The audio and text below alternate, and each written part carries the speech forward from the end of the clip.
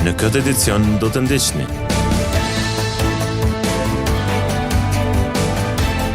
Njëzet e 4 januar dita ndërkombëtare e arsimit.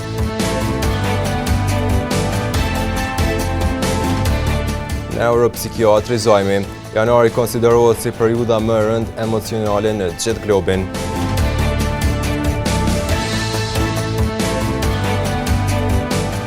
Atleti Mamusha. Ushtrimet e fëmijëve duhet realizuar ngadalë dhe në mbikëqyrje të profesionistit. Përshëndetje. Po fillojmë edicionin qendror të lajmeve këtu në televizionin Syri. Mësimdhënësit e kanë në dorë që të zhvillojnë kurreshtjen e nxënësve, ai ka mundësi dhe zgjedhje pafund për të menaxhuar mirë një orë mësimore. Profesoresha Sindorela Doli Kreziu në ditën ndërkombëtare të arsimit tha se ruajtja e gjuhës shqipe nuk është në nivelin e këndshëm aktualisht. 24 janari shënon ditën ndërkombëtare të arsimit. Sindorela Doli Kreziu, profesoreshe gjuhës shqipe, është shprehur sa mësimdhënësi ka në dorë të zgjojë kurreshtjen e nxënësve për gjëra të reja.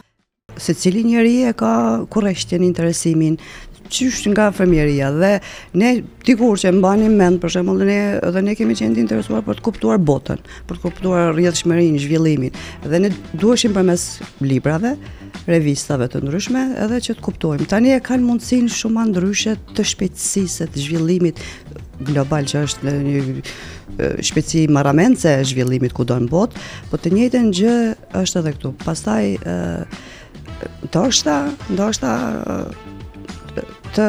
mund të themi që dembelizmi deri diku te disa mund të po për ndryshe mësimdhënësit e kanë dorë që të bëhen, që ta zhvillojnë dhe të zgjojnë kurreshtjen. Profesoresha Doli Kreziu është shprehur se në të kaluarën gjithmonë është luftuar që të ruhet gjuha shqipe dhe se kur ka qenë ndaluar, ka qenë fokusi më i madh për ta ruajtur gjuhën krahasim me tash.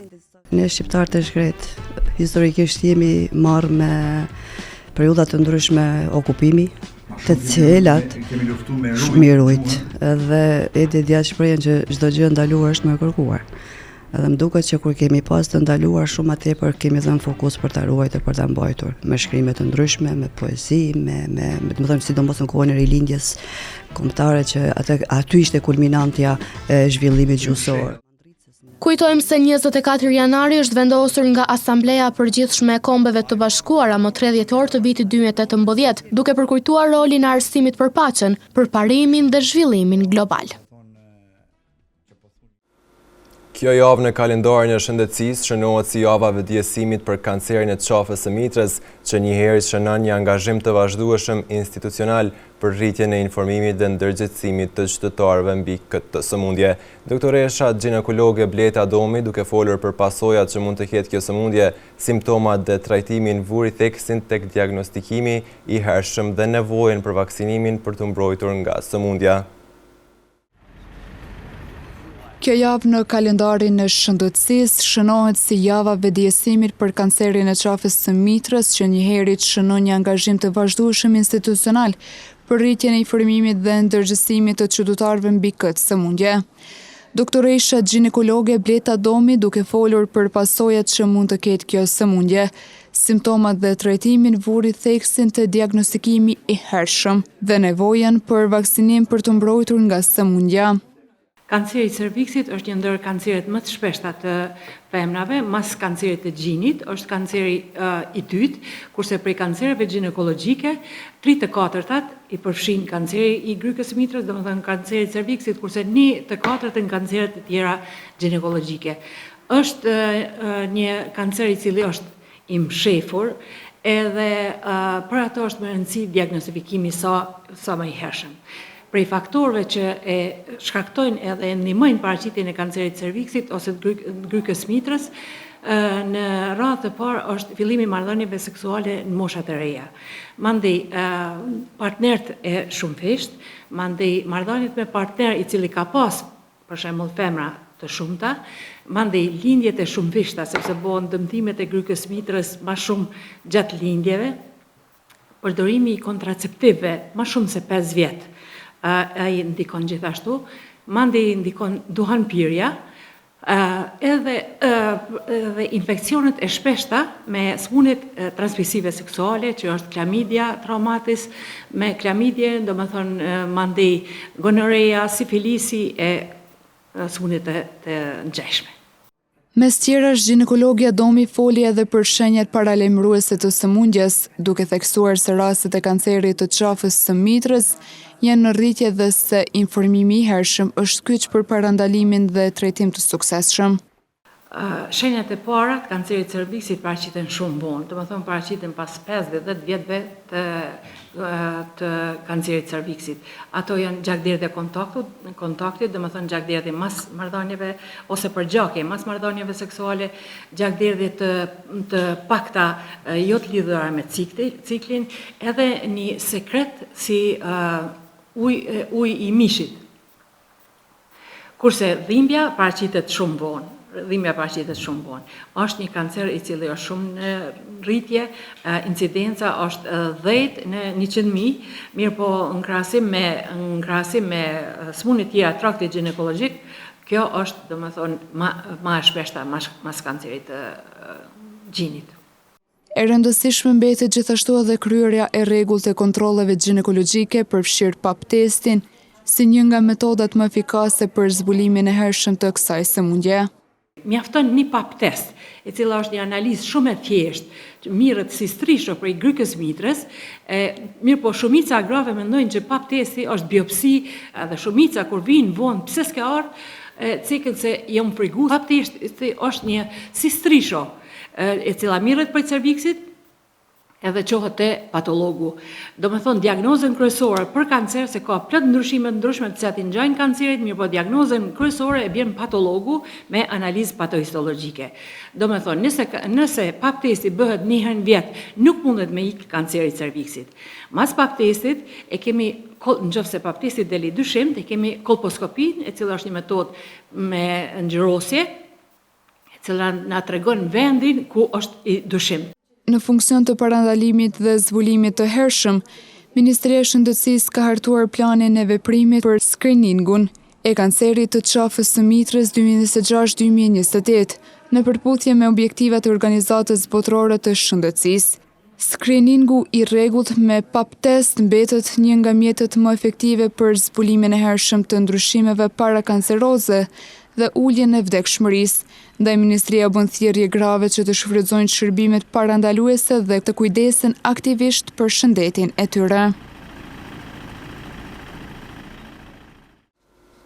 Mbetemi tek shëndetësia dhe sjellim një tjetër kronik. Muaji janar nga profesionistët e neuropsikiatrisë vlerësohet si muaj më i rënd emocionalisht. Në këtë muaj personat me çësje pozitive përjetojnë mallëngjimin si kujtim i bukur, përderisa ata me prirje negative fokusohen tek boshllëku dhe vështirësitë. Kështu është shprehur neuropsikiatri Agron Zajmi. Doktori, duke folur për gjendjen emocionale që mund të kalojnë njerëzit sidomos gjatë muajit janar, tha se vetë njerëzit duhet të jenë më të kujdesshëm me emocionet e tyre dhe mënyrën se si i shpalosin ato. Neuropsikiatri Agron Zajmi thot se mallëngjimi që shfaqet pas festave të fundvitit është një gjendje zakonshme dhe nuk duhet ngatruar menjëherë me depresion. Sipas tij, pas përfundimit të festave familjare dhe takimeve me të afërmit, shumë njerëz përballen me ndjenjen e zbrastisë dhe melankolisë. Ky depresion, ose më mirë ta quajmë, është formë melankolie, mallëngjim.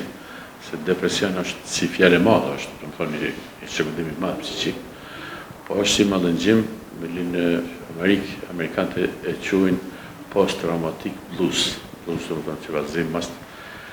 Pse bëhet kjo? Zakonisht bëhet mallëngjimi si mallëngjim, nuk ka diçka negative, nuk ka diçka keqe. Bëhet mallëngjimi sepse kalojnë festat, kalojnë takimet me familjar, do të thonë vjen një frazë zbrastie, është boshllëku, mas festave që ton e njën vjetër pak më, masit ma melankolik. Njëna është kjo, e dyta është edhe shpenzimet materiale zakonisht janë më të mëdha gjatë festave, kur vjen më të janari, do të thonë, kalon muj i mjatit ashtu të thënë, kalojnë festat edhe bin njerëz mallëngjim. Doktori Zajmi tutje bëri të ditur se kjo gjendje varet shumë nga personaliteti i individit. Personat me qasje pozitive përjetojnë mallëngjimin si kujtim të bukur, ndërsa ata me prirje negative fokusohen të boshllëku dhe vështirësitë, përfshirë edhe barrën financiare pas shpenzimeve të festave. Sipas tij, muaji janar në përgjithësi konsiderohet si periudha më e rëndë emocionalisht në mbar botën. Kretë këto barën prej personalitetit. Ka personalitet që është pozitiv, edhe i merë një pozitive, të më thonë, ti je mallëngji, po ki pse më mallëngji? Të kanë arë nipat, mesat, afrmet, ki përtu festa me ta, të më thonë, qaj pozitivit, unë e kom pse më mallëngji, ka dikush që s'ka pse më mallëngji. Të më thonë, du të i marë mënyrë pozitive. Njerëz negativ është sikur puna e gotës. Le thash motës, ma merë një gotë. Kjo gotë më në tu, nëse pys diken, është gjysë e mbushër.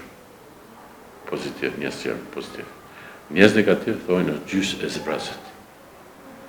Do më thonë, ai që është negativ gjysë e zbrazët, ai pret kjo mu zbrazë. Kjo pozitivi që është, thotë gjysë e mbushër se pret mu mbushë. Më varet prej tipave të njerëzve. Po përgjithësi në këtë botën, janari është ma depresiv, ma deprimiv. Sipas neuropsikiatrit Zajmi, personat më të ndjeshëm shpesh kërkojnë ndihmë mjekësore, megjithatë në shumicën e rasteve nuk ka nevojë për terapi medikamentoze, pasi bëhet fjalë për një gjendje kalimtare. Ai paralajmëron se përdorimi i antidepresivëve kërkon kohë të gjatë dhe duhet të vlerësohet me kujdes. Të këta njerëz më thonë që janë pak ma të ndishëm, ata vinë edhe kërkojnë edhe ndihmë mjekësore. Ndihma mjekësore zakonisht e këto nuk është në terapi, sepse kjo është për momentin. Nëse futesh në terapi antidepresiv, aty duhet minimum deri në 6 muaj me marrë ilaç antidepresiv. Në vendet jashtme që ka zhvillim të madh ekonomik edhe shoqëror, ata marrin gjithë jetën kanë një antidepresiv e pi. Si mesazh kryesor, neuropsikiatri Zajmi u bën thirrje qytetarëve të kujdesin më shumë për veten, duke kaluar kohë në natyrë, duke marrë ajër të pastër dhe duke u shoqëruar me njerëz pozitiv. Mesazhi kryesor është të dalin sa më shumë në natyrë, të mirën me vetvete. Do të thonë çdo njeri, unë kam një porosi, thëmë, kur të zhot me mëngjes, duhet ta kthy veten pasqyra dhe të thotë çka do bëjmë sot për veten time. Se për shoqëni dihet, për familje dihet, në punë, babi mirë, nonë mirë, zyrtare mirë, speaker mirë, këtë mirë, ama për vetë, për vetë të shumë bëhet diçka. Zakonisht këtë botën është domethënë natyra, ajri i pastër, minimum 20 deri 30 minuta në ditë do të ndalë ajri i pastër, me ecë më shumë 5 km në ditë, parafësisht mesatare e botërore, edhe të miresh me shoqëni pozitive, të rish me njerëz të gëzueshëm, jo me njerëz depresiv, sa të funksionojnë më ferm. Specialistët apelojnë që kjo periudhë të trajtohet me kujdes për shëndetin mendor, duke parë mallëngjimin si gjendje kalimtare dhe jo si sëmundje.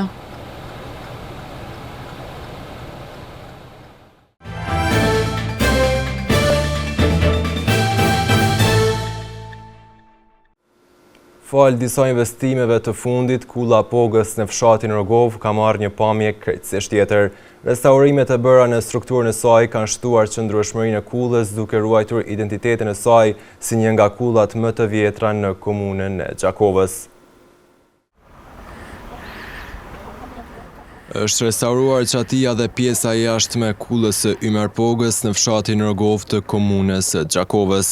Në një njoftim të Ministrisë së Kulturës, Rinisë dhe Sportit, thuhet se kjo kull, një nga asetet më të vjetra të trashëgimisë kulturore në Kosovë, është shpëtuar nga rënimi. Sipas MKR-s kanë përfunduar ndërhyrjet e fazës së parë të restaurimit në këtë objekt që i përket shekullit 16 dhe konsiderohet ndër kullat më të vjetra në vend. Faza përfundimtare e punimeve do të vijojë me qëllim të funksionalizimit të plotë të saj, vlera e investimit në të cilin është 64.000 euro. Kulla Ymer Pogës është ndërtuar në vitin 1578 duke mbajtur një lashtësi prej 422 vjetësh.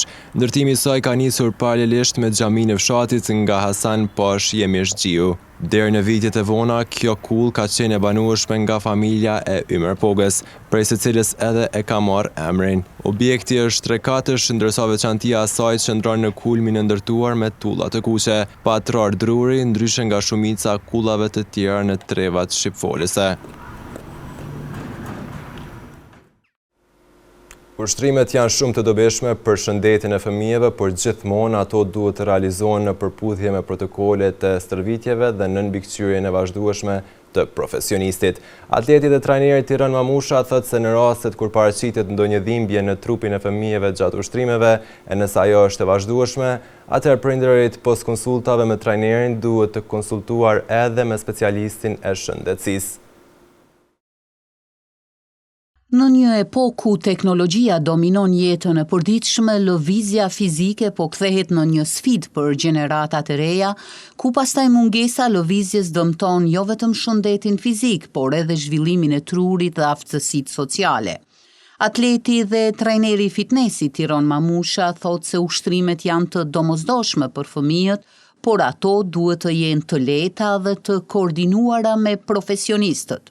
Për fëmijët zakonisht një fëmijë zakonisht është në procesin e rritjes. Gjatë procesit të rritjes zakonisht ushtrimet duhen më kohën për pjesën e balancës, koordinimit, më shumë me pjesë lojës, për arsye që gjatë një aktiviteti fizik tek fëmijët është rëndësishëm vetëm për arsyen që me ajo vetbesimin edhe qëndrueshmërinë e punës një fëmijës. Trajneri Mamusha gjithashtu tha se me fëmijët fillimisht nuk duhet bërë teste fizike të rënda, e pastaj gradualisht duhet të ndiqet rregulli për krijimin e koordinimit dhe balancimin e trupit të fëmijës, gjithmonë duke respektuar të gjitha fazat e ushtrimeve.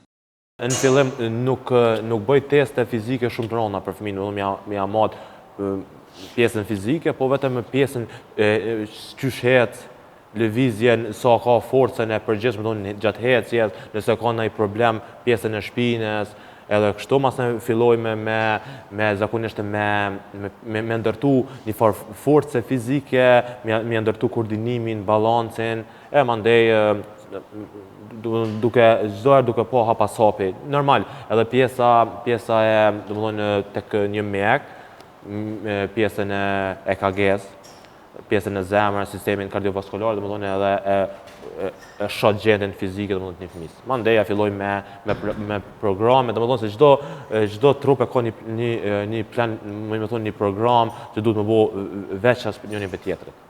Gjatë ushtrimeve, fëmijët në ditët e para dhe mund të kenë ndonjë dhimbje, e për të hequr dilemat e prindërve, trajneri Mamusha ka shpjeguar se kur duhet shqetësuar e kur jo. Pas ushtrimeve dhimbjet muskulare, dhimbjet normale, por nëse vazhdojnë dhimbjet, janë dhimbjet padurueshme për trupin e fëmijës, edhe që janë dhimbjet lokale, atëherë duhet me konsultu me trajnerin, edhe gjithashtu me konsultu me një mjek rreth lëndimeve, një ortoped për lëndimeve më të tushme, edhe me vazhdu ekzaminimet e tjera mjekësore. Ndërkohë, profesionistët e shëndetësisë apelojnë te prindërit që përpara se të regjistrojnë fëmijët në një program specifik, duhet të konsultohen me mjekun pediatër për t'u siguruar që lloji i aktivitetit përputhet me zhvillimin e tyre fizik.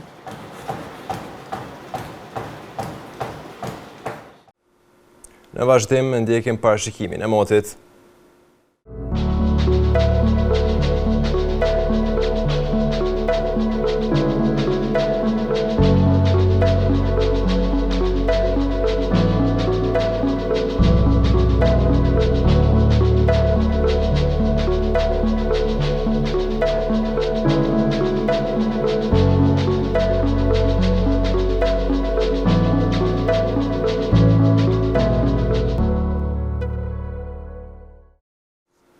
Para se të ndohemi të ndjekim edhe njerë titujt kryesor të këtij edicioni.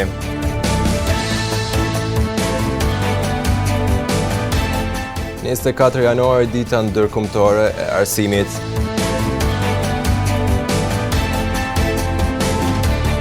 Neuropsikiatrizojmi. Janari konsiderohet si periudha më e rëndë emocionale në gjithë globin.